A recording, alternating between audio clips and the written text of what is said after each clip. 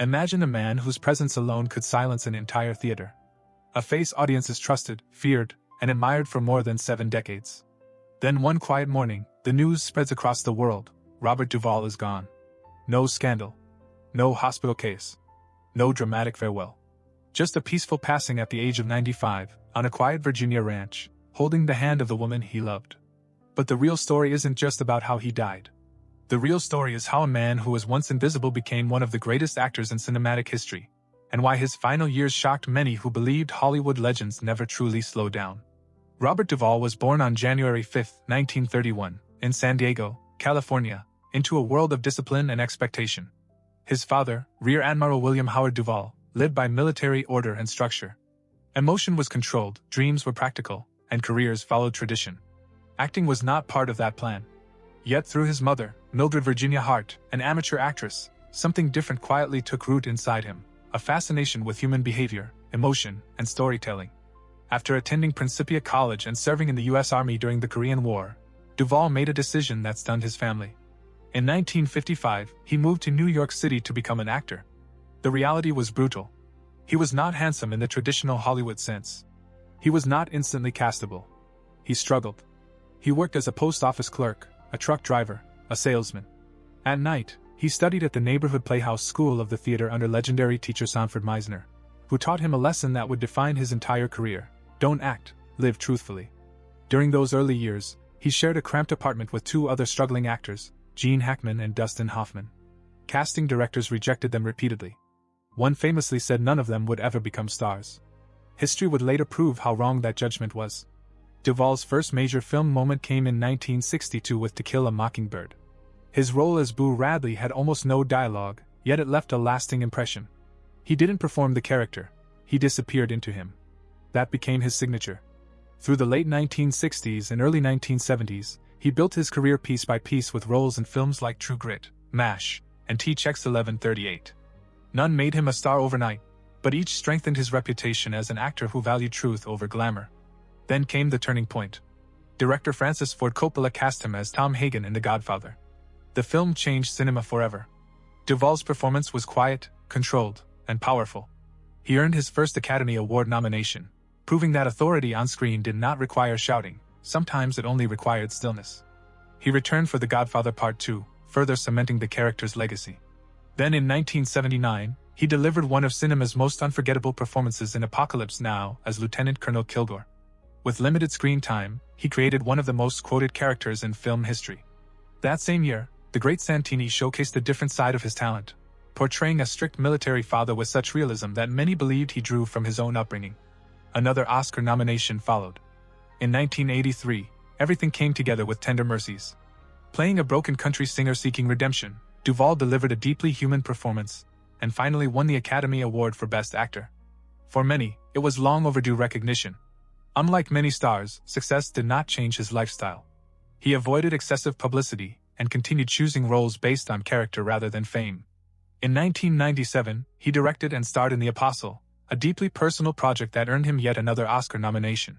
Decades later, even in his 80s, he proved his enduring power with The Judge. But one of the most unexpected chapters of his life began far from Hollywood. In 2001, in Buenos Aires, he met Luciana Pedraza, an Argentine actress 41 years younger than him. The relationship surprised many and drew public attention, yet their bond endured.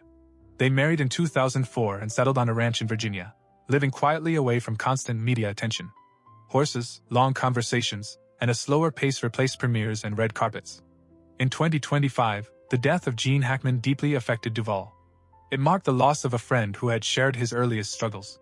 Those who knew him noticed he became more reflective in his final months, often speaking about the past and the long journey from anonymity to legend. On February 15, 2026, Robert Duvall passed away peacefully at home. There was no dramatic ending, only the natural closing of a long and fulfilled life. His family announced his passing quietly, emphasizing comfort and love rather than tragedy. Perhaps the most shocking part of his story is not how he died, but how he lived. In an industry driven by ego and attention, Duvall remained grounded. He never chased celebrity status. He often described himself simply as a character actor who happened to receive leading roles. Today, his performances remain: Tom Hagen's calm intelligence, Kilgore's unsettling confidence, Max Sledge's fragile redemption. These characters continue to live long after the man himself is gone. Robert Duvall did not fade away. He finished his life the same way he built his career, quietly, honestly, and on his own terms. And maybe that is why his legacy feels different. Not loud, not manufactured, but enduring. But here's where the story takes a darker, more intense turn, because the legend of Robert Duvall was not built on awards alone. It was built on risks, on clashes, on moments when he nearly walked away from everything. After the massive success of The Godfather and The Godfather Part 2, Duvall was no longer just respected, he was essential. Studios wanted him. Directors trusted him. Audiences believed him. But when discussions began for The Godfather Part 3, something happened that stunned Hollywood insiders. Salary negotiations broke down. Reports at the time indicated that Duvall felt his compensation should reflect his importance to the franchise, especially compared to co-star Al Pacino. The studio disagreed. The result? Tom Hagen was written out of the film.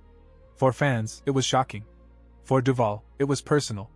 Years later, he calmly explained that it wasn't about ego, it was about fairness. Still, the absence of Tom Hagen in Part 3 remains one of the most discussed what-if moments in modern cinema. Some critics even argued the emotional weight of the trilogy shifted because he wasn't there. But Duvall didn't publicly attack anyone. He didn't create headlines. He simply moved on. That quiet decision, to walk away from one of the biggest franchises in film history, revealed something powerful about him. He would not compromise his principles, even if it cost him iconic screen time. And then came another risk. In the mid-1990s, when most actors of his stature were carefully protecting their legacy, Duvall took on a deeply personal and controversial project, The Apostle. Studios were hesitant. The story followed a flawed, volatile preacher, a character full of contradiction, anger, faith, and redemption. It wasn't glamorous. It wasn't safe. When financing stalled, Duvall invested his own money to make it happen. That move shocked industry observers. If the film failed, it wouldn't just be a bad review. It would be a financial loss tied directly to him. But Duvall believed in the story. He directed it. He starred in it. And when it was released, critics praised it as one of the boldest performances of his career. Another Academy Award nomination followed. He had risked his reputation, and won. Throughout the 2000s and 2010s, even as younger actors dominated headlines, Duvall quietly kept delivering powerful performances. In The Judge, acting opposite Robert Downey Jr., he portrayed a stern, aging father facing illness and unresolved tension. The performance earned him yet another Oscar nomination, at age 83. That alone stunned Hollywood. Most actors slowed down. Duvall sharpened. Behind the scenes, though, life was shifting. After marrying Luciana Pedraza, he chose distance from the constant machinery of Hollywood. Instead of red carpets, there were long walks across his Virginia ranch. Instead of industry parties, there were private dinners, tango music, and deep conversations. Friends later said something about him changed in those final years. Not weakness, reflection. He spoke more about early failures. About those cramped New York apartments with Gene Hackman and Dustin Hoffman. About how close they had all come to giving up. And then 2025 arrived. When Gene Hackman passed away, it reportedly hit Duvall hard. Not publicly. He rarely expressed grief in front of cameras, but privately. Hackman was not just a colleague. He was a witness to the beginning. The man who remembered the hunger, the doubt, the rejection. Suddenly, Duvall was one of the last remaining giants of that era. The realization was sobering. In interviews from his later years, he hinted at something unusual for Hollywood: contentment. He didn't talk about unfinished business. He didn't talk about chasing one final role. Instead, he spoke about gratitude. About loving the work. About not overstaying your welcome. And then came February 15th, 2026. There was no dramatic headline leading up to it. No reports of prolonged hospitalization. No speculation about crisis. On that Sunday afternoon, at his Virginia ranch, his life came to a quiet end. Luciana was there. The surroundings were familiar. Peaceful. Hollywood woke up the next morning to the news.